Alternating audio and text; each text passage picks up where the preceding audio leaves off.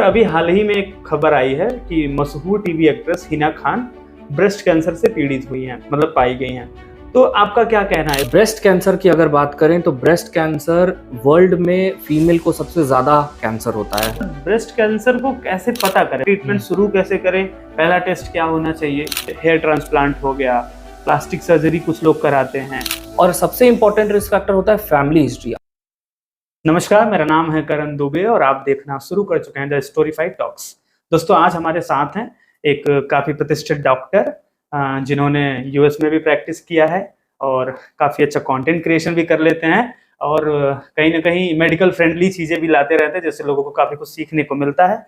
तो आज हम इनसे कुछ चीज़ें बात करेंगे, कुछ कॉमन चीज़ों पर भी चर्चा करेंगे जो हमारे लिए काफ़ी बड़ी होती हैं और हमें उनकी जानकारी नहीं होती है। तो सबसे पहले आपका ढेर सारा स्वागत है सर, कैसे हैं? Thank you. मेरा नाम डॉक्टर अनिमेश है और मैं प्लास्टिक सर्जन हूँ। ओके, और हम कुछ क्वेश्चंस अगर जो आपको पूछने हैं वो आप मुझसे डिस्कस कर सकते हैं। बिल्कुल। सर अभी हाल ही में एक खबर आई है कि मशहूर TV actress Hina Khan breast cancer से पीड़ित हुई हैं, मतलब पाई गई हैं। तो आपका क्या कहना है इस पे, और कैंसर कितना नॉर्मल है या लाइफस्टाइल का क्या कितना दोष है, क्या एक्चुअल रीजन है इसका? ब्रेस्ट कैंसर की अगर बात करें तो ब्रेस्ट कैंसर वर्ल्ड में फीमेल को सबसे ज्यादा कैंसर होता है। ब्रेस्ट कैंसर वर्ल्ड ही नहीं, इंडिया में भी सबसे ज्यादा अगर आप पूछेंगे कि फीमेल को कौन सा कैंसर होता है तो ब्रेस्ट कैंसर ही है।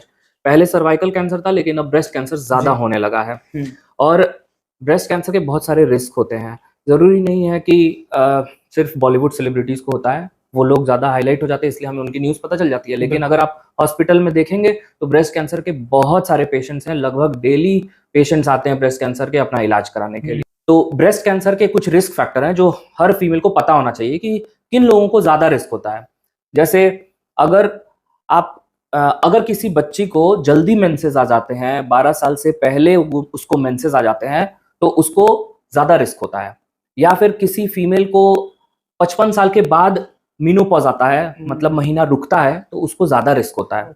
या फिर किसी फीमेल को अगर प्रेगनेंसी लेट होती है, 30-35 साल में जाके वो प्रेग्नेंट होती है पहली बार, उनको ज्यादा रिस्क होता है। तो इन लोगों को रिस्क ज्यादा होता है। अगर कोई फीमेल का बच्चा होता है और वो मदर ब्रेस्ट फीडिंग नहीं करती है तो ब्रेस्ट कैंसर का रिस्क उनको भी ज्यादा होता है। बाकी इसके अलावा और भी रिस्क फैक्टर हैं, जैसे स्मोकिंग, अल्कोहल, ये कॉमन रिस्क फैक्टर हैं, ये बाकी कैंसर्स भी कराते हैं, तो ब्रेस्ट कैंसर भी। और सबसे इंपॉर्टेंट रिस्क फैक्टर होता है फैमिली हिस्ट्री। अगर किसी के फैमिली में ब्रेस्ट कैंसर है, किसी की मदर को है या सिस्टर को है, तो अपना चेकअप जरूर कराएं। ब्रेस्ट कैंसर का टेस्ट जरूर कराएं। ब्रेस्ट के लिए हम एग्जामिनेशन करते हैं, कुछ टेस्ट करते हैं, वो मैं आपको बता दूंगा कि कौन कौन से टेस्ट किए जाते हैं जिससे हमें ब्रेस्ट कैंसर को अर्ली डिटेक्ट किया जा सकता है। देखिए, ब्रेस्ट कैंसर का इलाज आज के डेट में 100% है।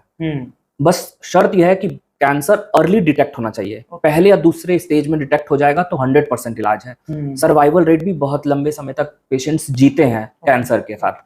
3rd stage, 4th stage cancer, जैसे आपने बोला हिना खान, उनको मैंने सुना है 3rd स्टेज कैंसर है, तो 3rd स्टेज कैंसर के सर्वाइवल रेट थोड़े कम होते हैं। लेकिन अगर प्रॉपर ट्रीटमेंट दिया जाए तो वो भी पेशेंट बहुत लंबे समय तक अपना लाइफ बिता सकते हैं, उनको कोई प्रॉब्लम नहीं होता है। अच्छा सर, ब्रेस्ट कैंसर को कैसे पता करें, मतलब कॉमन सिम्टम्स क्या होते हैं या चेकअप करें? क्योंकि नॉर्मली जहां मैं रहता हूं, छोटे शहरों में, इतना लोग इसको पहली बार तो हवा बना देते हैं, दूसरा कोई चेक भी नहीं कराता है, और चेक कराए तो क्या कराए किसी को नहीं पता है। तो बेसिक सिम्टम्स क्या होंगे, चेक कैसे कराएं, क्या टेस्ट होते हैं? देखिए, ब्रेस्ट कैंसर के सिम्टम्स होते हैं कुछ। सबसे इंपॉर्टेंट सिम्टम होता है अगर आपके ब्रेस्ट में कोई लंप फील होता है तो वो आपको तुरंत टेस्ट कराना चाहिए, तुरंत डॉक्टर के पास जाना चाहिए। अब लंप कैसे आप पता करेंगे? आप अपने ब्रेस्ट को पैल्पेट, जो भी फीमेल है अपना ब्रेस्ट एग्जामिनेशन किसी मिरर के या शीशे के सामने खड़े होकर पहले देखेंगे कि कहीं कोई लंप दिख तो नहीं रहा है, या फिर उसे महसूस करके देखेंगे। Lump in the sense? Lump मतलब स्वेलिंग, गांठ। स्वेलिंग, अच्छा, ओके। वो फील तो नहीं हो रहा है। अगर लंप फील हो रहा है या गांठ फील हो रही है तो तुरंत जाके डॉक्टर को कंसल्ट करना है।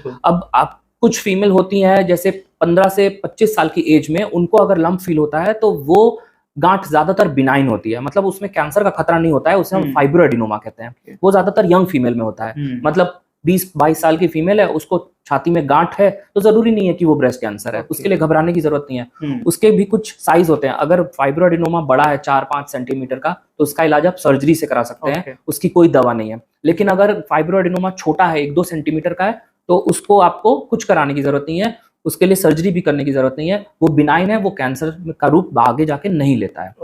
अच्छा सर, इसके टेस्ट क्या होंगे और ट्रीटमेंट कैसे करें? क्योंकि हमें नहीं लगता है कि आउट ऑफ जैसे विलेजेस हैं, छोटे एरिया से, तो उसमें तो 80-90% लोगों को ये पता ही नहीं, तो ट्रीटमेंट शुरू कैसे करें, पहला टेस्ट क्या होना चाहिए? देखिए, ब्रेस्ट कैंसर के लिए 3 तरह से टेस्ट करते हैं।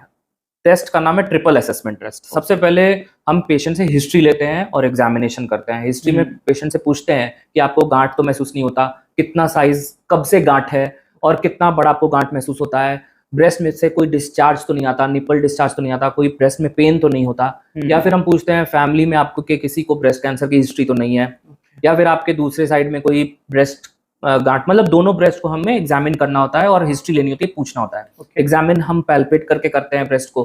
कैसे पैल्पेट करना है वो एक तरीका है कि उस तरह से हम ब्रेस्ट को पैल्पेट करके पता करते हैं कि गांठ है कि नहीं छाती में। तो ये पहला टेस्ट होता है। दूसरा टेस्ट होता है इमेजिंग स्टडीज, मतलब हम सबसे पहला अल्ट्रासाउंड करते हैं। अगर कोई गांठ महसूस हो रहा है तो हम पेशेंट को बोलेंगे कि आप अल्ट्रासाउंड कराइए। अल्ट्रासाउंड में गांठ पता चल जाता है, सॉलिड है कि सिस्टिक गांठ है, या उसमें पानी तो नहीं भरा, या वो पूरा मास तो नहीं है, कैसा गांठ है, उसका साइज कितना है, अल्ट्रासाउंड में पता चल जाता है। साथ में इमेजिंग हम मैमोग्राफी करते हैं। अगर हमें शक होता है कि ये कैंसर हो सकता है तो हम मैमोग्राफी करते हैं अल्ट्रासाउंड के बाद। अब मैमोग्राफी में रेडिएशन होता है, वो एक तरह का एक्सरे होता है, जो ब्रेस्ट का एक्सरे होता है उसको मैमोग्राफी कहते हैं। यूजुअली प्रेग्नेंट फीमेल्स को मैमोग्राफी नहीं कराना चाहिए। प्रेग्नेंट फीमेल्स को अगर ब्रेस्ट गांठ महसूस हो रहा है तो उसके लिए हम अल्ट्रासाउंड करते हैं।